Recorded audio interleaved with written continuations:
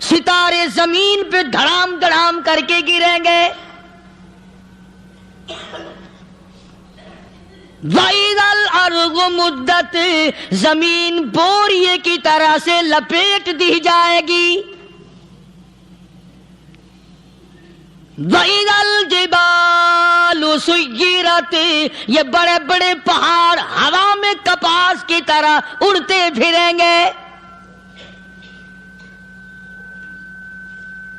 تمام کے تمام علامات قرآن کریم بتا رہا ہے. اور آج مسلمان ہے، میں خود ہوں، آپ ہیں، میں قسم کھاتا ہوں کہ ہمیں خدا کے کلام پہ یقین کوئی نہیں. اگر یقین ہو پھر یہ غفلت. صحابی مدنی کریم صلی اللہ تعالی علیہ وسلم کا ساری رات کروٹیں بدلتا ہے. صبح ہوئی بیٹی نے پوچھ لیا، ابا جان میں ساری رات دیکھتی رہی، آپ کو نیند نہیں آئی، کیا کوئی تکلیف ہے؟ دیکھنے والی بیٹی کے بھی قربان جاؤں، بے چین ہونے والے ابا کے بھی قربان جاؤں. آخر بیٹی بھی جاگ رہی ہوگی تبھی تو دیکھا ہوگا. کہنے لگے ابا میں نے ساری رات کروٹیں بدلتے دیکھا، کیا بات ہے، آج نیند کیوں نہیں آئی؟ فرمایا لختے جگر او نور نظر، او میری بیٹی کل قرآن کریم کی ایک آیت سن کے آیا ہوں، ثم لم یتوبوا فلہم عذاب جہنم ولہم عذاب الحریق.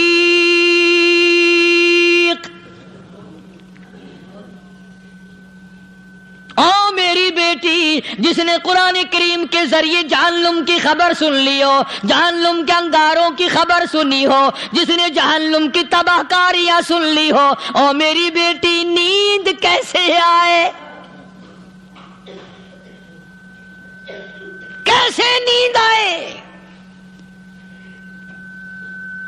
امام شافعی رحمت اللہ علیہ اتنے بڑے جلیل القدر ولی کامل ہیں، وقت کے امام ہیں، پرہیزگار متقی ہیں. اپنی بیٹی کو فرمانے لگے لختے جگر تیری آنکھیں بگڑتی چلی جا رہی ہیں، میں دیکھتا ہوں تو ساری رات نیند نہیں کرتی، ساری رات سوتی نہیں، مصلی پہ کھڑی ہو کر قرآن پڑھتی رہتی ہے، تو کچھ نیند کر لیا کر، آنکھوں سے محتاج ہو جائے گی. عرض کرنے لگے ابا جان نیند آتی ہے، بستر پہ لیٹ جاتی ہوں، آنکھ لگنے کو ہوتی ہے، فوراً میرے دل میں خیال آتا ہے شافی کی بیٹی تو نے تو بستر سنبھال لیا، صبح تیری نہ معلوم زمین کے اوپر ہوگی یا لاکھوں من مٹی کے نیچے ہوگی.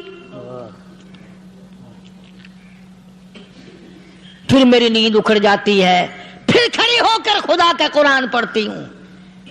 وہ ساری رات قرآن پڑھا کرتے تھے، اور بدقسمت قوم تمہیں صبح اٹھ کر قرآن کا سپارہ پڑھنے کی توفیق نہیں ہے. مسلمان پر قرآن کا دیدار نصیب نہیں، قرآن کی زیارت نصیب نہیں. گدھے کی طرح کھاتے سو گئے اور گدھے کی طرح صبح اٹھ کر کھانا پینا شروع کر دیا. تو رب کے کلام کا اتنا باغی کہ تو دیکھنا پسند نہیں کرتا.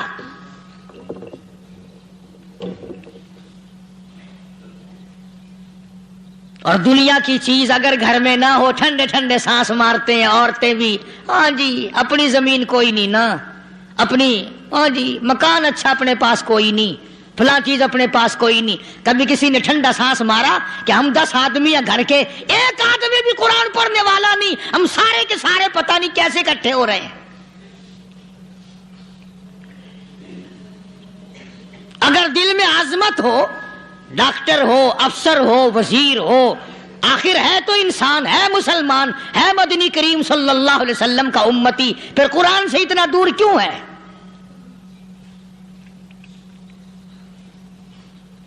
تو اللہ پاک جل شانہ نے فرمایا میرے بندے ہر حال میں ڈر. ہاں تیری ساری چلاکیوں کو میں جانتا ہوں، تیری ساری ہوشیاریوں کو میں اچھی طرح جانتا ہوں. فرمایا وہ دن دور نہیں، آیا وقت قیامت کا، آیا، کوئی کسی کے کام نہیں آئے گا. فرمایا ان وعد اللہ حق فلا تغرنکم الحیات الدنیا. دنیا نے پھنسا لیا، چہل پہل میں پھنس گئے، اس کے رنگ روغن میں لگ گئے، اس کی زیب و زینت میں لگ گئے، رات اسی کی سوچ ہے، دن میں اسی کا فکر ہے، اور مرنے کا کسی کو بھی فکر نہیں۔ قرآن کریم کے آخری سورت آخری لقمان کے آخری آیتوں میں عجیب مضمون رکھا ہے۔ فرمایا ان اللہ عندہ علم الساعۃ وینزل الغیث، قیامت کا ٹھیک وقت اللہ کے سوا کوئی نہیں جانتا۔ کسے معلوم ہے ابھی اگلے منٹ میں کیا ہو جائے گا، سیکنڈ میں کیا ہو جائے گا۔ اچھا ایک بات میرے ذہن میں آئی، یہ بڑے بڑے لوگ آپ کو ملیں گے دیہاتوں میں بھی، بازاروں میں بھی، شہروں میں بھی، فلانا بزرگ غیب کی باتیں بتایا کرتا تھا، فلانا ولی یوں بتایا کرتا تھا۔ کبھی یہ بھی تو پوچھنا کہ اس ولی نے کبھی یہ بھی بتایا کہ میں مروں گا کب، کس دن مروں گا؟ جب اپنی موت کا پتہ نہیں تو اور کسی چیز کا کیا پتہ ہے؟ صرف اٹکل پچو تیر لگانے والی بات ہے۔ ابھی چند مہینے ہوئے یہاں میرے پاس چند نوجوان آئے ملتان شہر سے اور کہنے لگے کہ 25,000 کی چوری ہو گئی ہے، بتا کدھر کون لے گیا، کدھر لے گیا۔ میرے پاس آئے یہاں، میں نے کہا بتا دوں گا پر آدھے لوں گا۔ کہنے لگا نہیں نہیں دیکھنا جی اتنا تو نہ کرو۔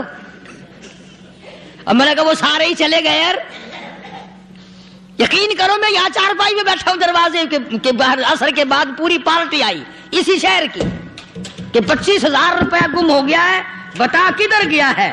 سب لوگ کہتے ہیں قاری حنیف بتاتا ہے، سنو قاری حنیف بتاتا ہے، ٹیلا کرا دوں گا میں۔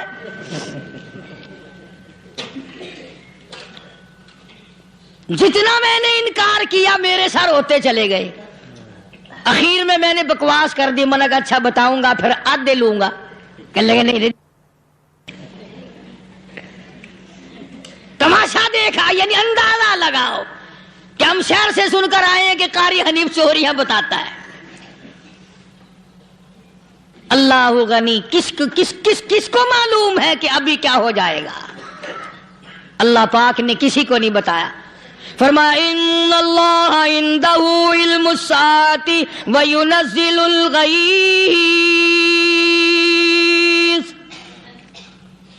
قیامت کا ٹھیک وقت کسی کو معلوم نہیں، بارش کا کوئی پتہ نہیں کب ہوگی، کتنی ہوگی۔ تم ابھی کہہ رہے ہوگے کہ جی محکمہ موسمیات والوں کو پتہ چلتا ہے۔ ان 3 مہینے میں یہ محکمہ موسمیات والے کئی دفعہ کہہ چکے ہیں کہ بندہ باندی ہوگی، مگر کچھ بھی نہیں ہوا۔ بلکہ جتنے یہ زیادہ بتلاوے نا اتنا ہی موسم خراب ہوتا چلا جاوے۔ پچھلے سال انہوں نے روئی کی گانٹھوں کی گنتی بتائی کہ اتنی کپاس پیدا ہوگی ملک میں، اتنی روئی کی گانٹھ بنے گی، اتنی باہر بھیجیں گے اور اتنی اپنے گھر رکھیں گے۔ ذرا پوچھو تو صحیح ذمہ داروں سے سر کھجاتے پھرے کہ کھاد کے پیسے بھی واپس نہیں ہوئے۔ بھلے کسی کو کیا پتا کہ ابھی کیا تھا اور ابھی کیا ہو جائے گا، کل کیا ہوگا، پرسوں کیا، ایک اللہ کی ذات جانتی ہے۔ فرمایا وَيُنَزِّلُ الْغَيْثَ، کوئی نہیں جانتا بارش کب ہوگی، کتنی ہوگی، کہاں تک ہوگی، کس قدر ہوگی، کس طرح میں ہوگی، کہاں نہیں ہوگی۔ وَيَعْلَمُ مَا فِي الْأَرْحَامِ، کوئی نہیں جانتا عورت کے پیٹ میں کیا ہے، لڑکا ہے کہ لڑکی۔ باپ کو پتہ نہیں، ماں کو پتہ نہیں، دادی کو پتہ نہیں، نانی کو پتہ نہیں۔ یوں کہ کسی کو پتہ ہو یا نہ ہو، حضرت صاحب کو پتہ لگ جاتا ہے۔ حضرت صاحب کو کیوں؟ حضرت صاحب ٹھڈ دے اندر وڑدا ہوندا ہے۔ تماشا دیکھ، کوئی کسی کو پتہ نہیں چلتا، اور خدا نے اپنی خدائی کسی کو تقسیم کر کے دینی نہیں۔ لم یلد ولم یولد، نہ میرے ماں باپ، نہ میں کسی کا باپ، نہ میری اولاد، نہ میں کسی کی اولاد۔ اللہ الصمد، بے نیاز، بے مثال ہوں، ہمیشہ سے ہوں اور ہمیشہ رہوں گا۔ سام میرے میرے محتاج ہو، میرے دروازے کے گداگر ہو، میرے دروازے کے فقیر ہو، میرے دروازے کے دستے نگر ہو، آؤ مانگو کھاؤ، موت آئے مر جاؤ، اگر اکڑو گے فرمایا پھر میں نے بڑی بڑی سزائیں دی ہیں لوگوں کو، ہاں ہاں میں تو توبہ بھی منہ سے نہیں نکلنے دیتا، کلمہ تو کلمہ ہائے نہیں کرنے دیتا میں، جب میں موت کا پیغام دوں یکدم دل کی حرکت بند ہو جاتی ہے، ہائے بھی نہیں، اوئی بھی نہیں، اف بھی نہیں، کچھ بھی نہیں۔ فرمایا وَيَعْلَمُ مَا فِي الْأَرْحَامِ، کسی کو پتہ نہیں عورت کے پیٹ میں کیا چیز ہے۔ دیکھو نا، جس نے 9 مہینے بچہ پیٹ میں رکھا، جب بچہ پیدا ہوتا ہے نا خود ماں بھی کان لگاتی ہے، بتائیں گی لڑکا ہے کہ لڑکی ہے، بےتابی سے انتظار کرتی ہے، بڑی بے قراری سے انتظار کرتی ہے عورت کہ یہ دائی بول لے، کوئی اور پاس والی بول لے، کوئی اور چھوٹی بڑی گھر کی عورت بول کے بتائے کہ لڑکا ہے کہ لڑکی ہے۔ اور جس نے 9 مہینے پیٹ میں رکھا، جب اس کو پتہ نہیں تو پرلی طرف بیٹھے ہوئے حضرت صاحب کو پتہ کیسے چل گیا؟ وَيَعْلَمُ مَا فِي الْأَرْحَامِ، زیادہ سے زیادہ تمہیں یہ کہیں گے جی فلاں بزرگ نے دعا کی تھی اللہ میاں لڑکا دے گا، لڑکا ہو گیا، ٹھیک ہے دعا تو بھی مانگ، بزرگ بھی مانگے، پیر بھی مانگے، فقیر بھی مانگے، عالم بھی مانگے، ماں بھی مانگے، باپ بھی مانگے، خاندان سارے مانگو، بات یہ ہے مانگو تو سارے، پر یوں کہو دینے والا وہ ایک ہے بس، یہ ہے اصل بات، اور مانگنے کی تو کوئی کسی کی وہ نہیں۔ امام الانبیاء محبوب کبریا حضرت محمد مصطفیٰ صلی اللہ تعالی علیہ وسلم سیدہ عائشہ صدیقہ رضی اللہ تعالیٰ عنہ فرماتی ہیں میں سوئی ہوئی تھی، اچانک میری آنکھ کھلی، میں نے کالی کملی والے کو سجدے میں دیکھا، رو رہے ہیں، دعائیں مانگ رہے ہیں، رو رہے ہیں۔ حضرت عائشہ فرماتی ہیں اللہ اکبر، فرماتی ہیں اتنے روئے سرکار مدینہ صلی اللہ علیہ وسلم، سانس رک گیا، سانس گھٹ گیا آپ کا۔ حضرت عائشہ فرماتی ہیں میں اپنا جگر پکڑ کے بیٹھ گئی، کہیں آج بیوہ تو نہیں ہو جاؤں گی۔ نبی نے اتنا مانگا، اتنا مانگا، اتنا مانگا، اس کائنات میں مانگنے والا کوئی آیا ہی نہیں، ہر آن مانگا، ہر لمحہ مانگا، ہر گھڑی مانگا، اور اتنا مانگا۔ میری بات لکھ کے لے جاؤ انشاءاللہ، کچی پکی بات نہیں۔ سیدہ عائشہ صدیقہ رضی اللہ تعالیٰ عنہ گواہ ہے، سیدہ فاطمہ الزہرا رضی اللہ تعالیٰ عنہ گواہ ہے، نبی کی گھر والی گواہ، نبی کی لخت جگر نوری نظر فاطمہ الزہرا گواہ، فرماتی ہیں حضور کریم صلی اللہ علیہ وسلم کا جب آخری وقت آیا، آواز بالکل ختم ہو گئی، آواز بالکل پست ہو گئی، پھر بھی لب حرکت کرتے تھے، لب حرکت کرتے تھے، دونوں کی دونوں فرماتی ہیں ہم نے کان لگایا، آواز تھی ربی حبلی امتی، ربی حبلی امتی، اور میرے مولا میری امت کو معاف کر دے۔ اور خدا کی قسم کالی کملی والے نے آخری سانس تک مانگا ہی مانگا۔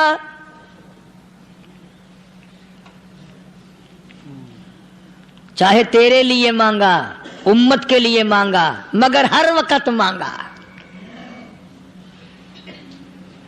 اور یوں فرمایا کہ میدان حشر میں جب لوگ چاروں طرف سے پریشان ہو کر، عاجز ہو کر، تنگ ہو کر، دھکے کھا کر، ذلیل ہو کر، انبیاء علیہ الصلوۃ والسلام کے مشورے سے جب حضور کریم صلی اللہ علیہ وسلم کے دربار میں آئیں گے، مشکاۃ شریف میں حدیث موجود ہے، ارشاد حضور کریم صلی اللہ علیہ وسلم کا، فرمایا لوگ مجھے سفارش کے لیے کہیں گے اللہ اکبر، اللہ اکبر کبیرہ، تو یوں فرمایا یہ نہیں فرمایا کہ میں اللہ میاں کو ٹیلی فون کروں گا کہ دیکھنا ذرا خیال کرو امت آ رہی ہے میری، یا امت کو یہ کہے کہ رکا لے جاؤ، بلکہ یوں فرمایا جیسے امت آ کر کے مجھے پریشان کرے گی میں سجدہ کروں گا،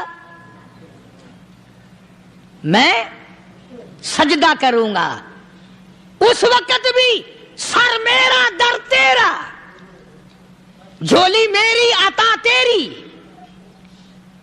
اور حدیث پاک کا اگر مضمون پڑھ کر دیکھو سارے مضامین حل ہو جائیں۔ یوں فرماتے ہیں خود حضور کریم کہ میں اتنا لمبا سجدہ کروں گا اس وقت قیامت میں، اتنا لمبا سجدہ کروں گا کہ 7 دن 7 راتیں کا وقت 1 ہفتے کے برابر وقت لگ جائے گا، میں سر سجدے سے نہیں اٹھاؤں گا۔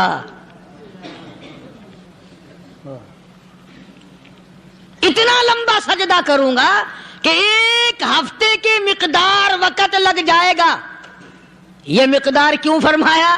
قیامت کا دن ہے نا، دن ڈھلنا نہیں، چھپنا نہیں، رات آنی ہی نہیں، رات تو ہے ہی نہیں نا، اس لیے فرمایا 1 ہفتے کی مقدار دن لگ جائے گا، وقت ختم ہو جائے گا پورا ہفتے کے برابر۔ اس کے بعد اللہ پاک مجھے فرمائیں گے ارفع راسک یا محمد صلی اللہ علیہ وسلم، میرے محبوب سر اٹھاؤ،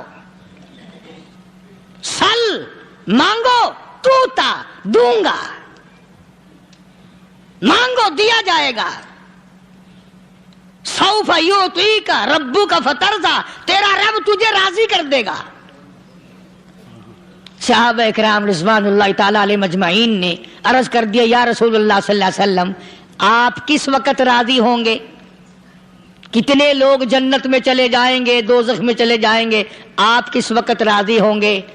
خدا کی قسم اس محسن کائنات کا کیا کہنا کالی کملی والے نے جو ہم پر مہربانی فرمائی، یوں فرمایا جب تک ایک امتی کلمہ پڑھنے والے کا ہاتھ پکڑ کر جنت میں نہ لے جاؤں میں محمد الرسول اللہ کو چین نہیں آئے گی،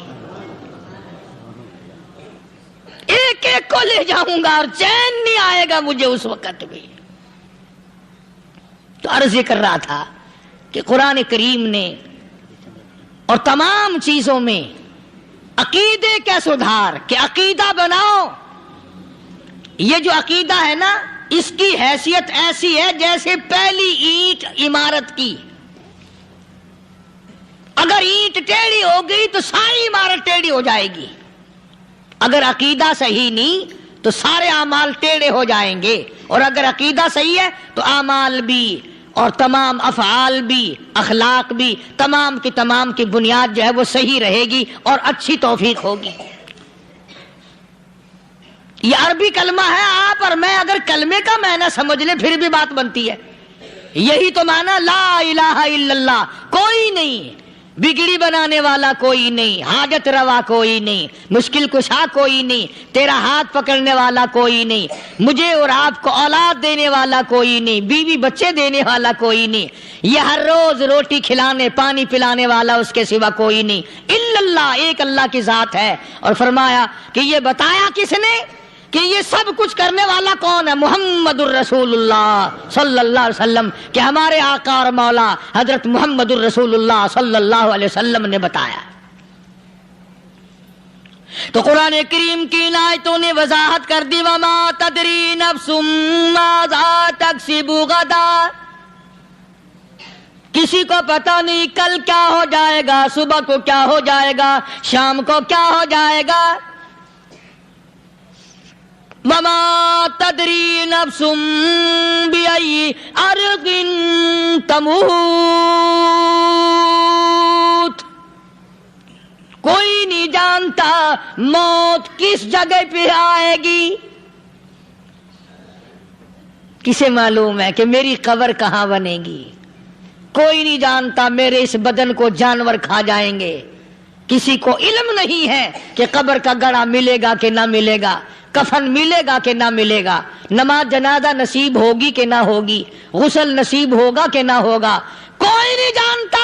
کلمہ پڑھتے موت آئے گی یا کنجری کے گانے سنتے گاتے موت آئے گی؟ کس کو علم ہے کہ آخری کلام جو دنیا میں ہوگا وہ درود پاک ہوگا یا قرآن کریم ہوگا یا دعا ہوگی یا استغفار ہوگا، اور یا گالی منہ سے نکلے گی، دم نکل جائے گا؟ کسے معلوم ہے؟ اس لیے فرمایا وما تدری نفس بأي أرض تموت، کوئی نہیں جانتا موت صبح آئے گی یا شام آئے گی، بیوی بچوں کے سامنے آئے گی یا اسپتال میں کوئی پاس ہوگا بھی یا کہ نہیں جس وقت موت آئے گی کسے معلوم؟ سجدے میں آئے گی یا کنجری کی گود میں آئے گی کیا پتا؟ فلم میں آئے گی یا مسجد میں آئے گی؟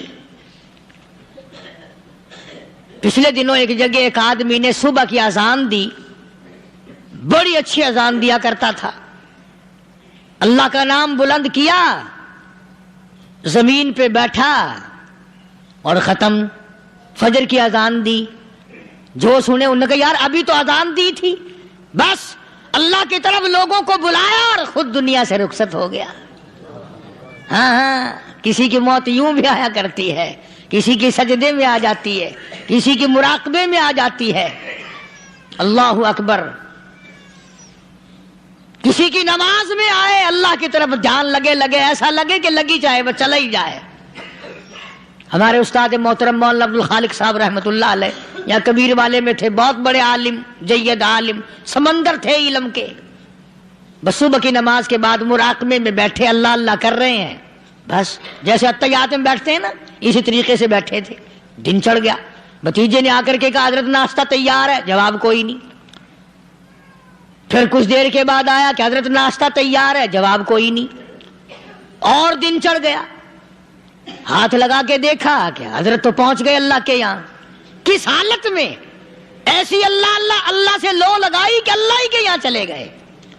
اور ان اللہ والوں کے پاس اس نیت سے لگا کرو میری آخرت بن جائے، میری قبر بن جائے، میرا آخری کلام جو دنیا میں ہو وہ کلمہ ہو، استغفار ہو، درود پاک ہو، قرآن کریم ہو، پھر تو مزہ ہے۔ اور اگر ہائے ہائے ہائے ہائے کرتے مر گئے تو کیا ہوا؟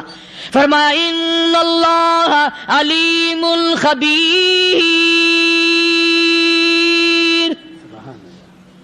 میں خدا کی ذات تمام چیزوں سے واقف ہوں۔ مجھے تو پتا ہے نا، تیرے ایک ایک سانس کا پتا ہے، تیری رگ کے ایک ایک خون کے قطرے کا مجھے پتا ہے۔ اسی لیے کہا کرتا ہوں کہ عادت ڈال لو درود شریف پڑھتے ہوئے چلنے پھرنے کی، کلمہ کلام پڑھتے ہوئے چلنے پھرنے کی، استغفار کرتے ہوئے چلنے پھرنے کی۔ پہلے زمانے میں جب ٹھوکر لگتی تھی تو لوگ سبحان اللہ کہتے تھے، اللہ اکبر، استغفر اللہ۔ اب گالی منہ سے نکلتی ہے، اب گالی منہ سے نکل رہی، گالیاں بکتے ہوئے لوگ مر رہے ہیں۔ حضرت معاذ بن جبل رضی اللہ تعالیٰ عنہ مدینے پاک میں بیمار ہے، آخری وقت ہے۔ صحابہ کی ایسی ایسی موت آیا کرتی تھی، چاروں طرف جتنے گھر والے بیٹھے ہیں، اماں بھی، بیٹی بھی، گھر والی بھی، بہن بھی، بھائی بند بھی، قبیلہ بھی، خاندان بھی، مدینہ شہر ہے، کالی کملی والے کا شہر ہے۔ حضرت معاذ بن جبل کا آخری وقت ہے، چاروں طرف بیٹھنے والے بھی تلاوت کر رہے ہیں قرآن کریم کی، خود معاذ بن جبل بھی تلاوت فرما رہے ہیں۔ اچانک حضرت معاذ رضی اللہ تعالیٰ عنہ رونے لگے، روئے حضرت معاذ۔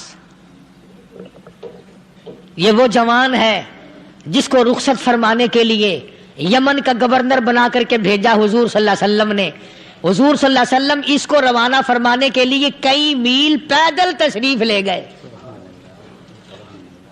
ہاں حضور کے صحابہ۔ تو معاذ بن جبل جب رونے لگے تو گھر والوں نے پوچھا کیوں؟ کوئی بیٹھا ہوگا نا، کہنے لگا ڈر گئے، موت سے ڈر رہے ہو، موت سے ڈر کے رو رہے ہو؟ حضرت معاذ کہنے لگے نہیں، موت سے کیا ڈرنا، میں کیوں ڈروں موت سے، اس نے تو آنا ہی آنا ہے، میں نہیں ڈرتا۔ انہوں نے کہا پھر رویا کیوں رو رہے ہو؟ اللہ اکبر۔ صحابی کہتا ہے میرے دل کی تمنا میرے دل میں رہی، میری آرزو پوری نہ ہو سکی، میری حسرت میرے دل میں رہی، میرا شوق پورا نہ ہو سکا، میری آرزو پوری نہ ہو سکی، میری تمنا پوری نہ ہو سکی، بستر پہ موت آ رہی ہے اس لیے رو رہا ہوں۔ اے کاش رمضان کا مہینہ ہوتا، میں روزے دار ہوتا، گرمی کا موسم ہوتا، مجھے سخت پیاس لگی ہوتی، ہوتی، کفار سے مقابلہ ہوتا، میدان جہاد اور جنگ ہوتا، میں کئی کافروں کو قتل کر دیتا، پھر وہ مجھے قتل کر دیتے، میری زبان کاٹ لیتے، میری اللہ کے یہاں پیشی ہوتی، میرا رب مجھ سے پوچھتا میں آج دنیا سے کیا لایا، میں عرض کرتا الہی بولوں کیسے، تیری راہ میں زبان کٹا کے آیا ہوں اور روزہ رکھ کر آیا ہوں، تیرے محبوب کے حوض کوثر کے پانی سے روزہ افطار کروں گا۔ کہتا اس لیے رو پڑا ہوں کہ بستر پہ موت آ رہی ہے۔ ڈر کس چیز کا؟ یہ نہیں ڈرا کرتے تھے۔ حضرت ابو ایوب انصاری سب کہہ دو رضی اللہ تعالی عنہ، اللہ اکبر، کتنا بڑا مقدرہ والا جوان ہے۔ مدینے پاک میں حضور کریم صلی اللہ علیہ وسلم نے اسی کے یہاں ڈیرا لگایا، آخری وقت ہے، بیمار ہے ابو ایوب انصاری۔ مدینے سے صحابہ جنگ کے لیے چلے۔ صحابہ کی تمنائیں دیکھو، ہم جتنے بیٹھے ہماری تمنا تو یہی ہے نا، کاروبار بڑھ جائے، مکان دکان کا ساز و سامان بڑھ جائے، یہ مل جائے وہ مل جائے، یہ ہو جائے وہ ہو جائے۔ ابو ایوب انصاری بیٹھے ہوئے دیکھ رہے ہیں صحابہ سواریوں پہ پیدل تلوار نیزے تیر لے کے چلے۔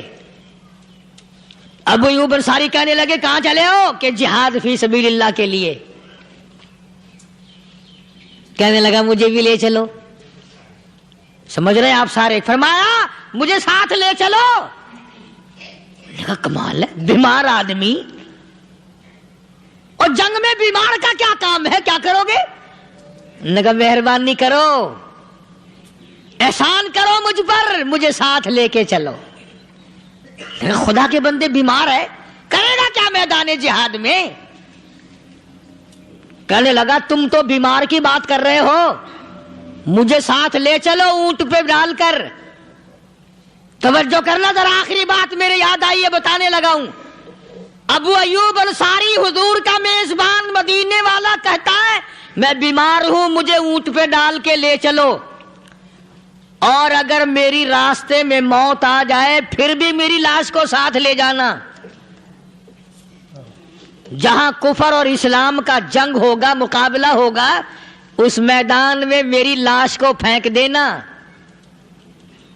شاید کسی مجاہد کی سواری کا پیر میرے اوپر آ جائے، میں بھی قیامت میں اللہ کے حضور میں کہوں گا یا اللہ تیرے میدان جہاد سے اٹھ کے آیا ہوں میں بھی۔ اندازہ لگا ابو ایوب انصاری کی تمناؤں کو دیکھ، حسرتوں کو دیکھ۔ فرمایا مجھے ساتھ لے چلو، اگر میری موت آ جائے تو لاش کو بھی پھینکنا نہیں، دفن راستے میں نہ کرنا، ساتھ لے چلو، وہاں میدان میں ڈال دینا، اور اسلام کے لیے جو لڑنے والے ہوں، کفر کو مٹانے والے ہوں، ان کے پیر میرے اوپر آ جائے میں کامیاب ہو جاؤں گا۔